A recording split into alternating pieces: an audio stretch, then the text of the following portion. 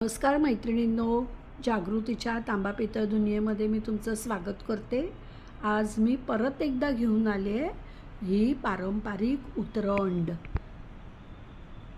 बघू शकता मैत्रिणींनो, ही माझ्याकडे 3 साईजमध्ये उपलब्ध आहे आणि आता श्रावण महिना येतोय, तर ह्या उतरंडीची जी स्थापना आहे ती श्रावणात करणं जास्त उचित ठरतं।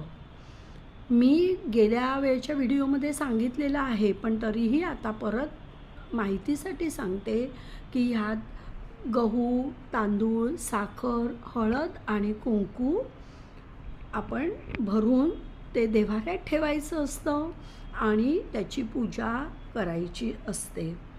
अशी ही उतरण माझ्याकडे 3 साईजमध्ये आहे। ह्या ज्या उतरंडी आहेत ह्या पितळेच्या आहेत आणि ज्यांना कोणाला ह्या आवडल्या असतील त्यांनी मला स्क्रीनवर दिलेल्या नंबरवर नक्की कॉन्टॅक्ट करा। धन्यवाद।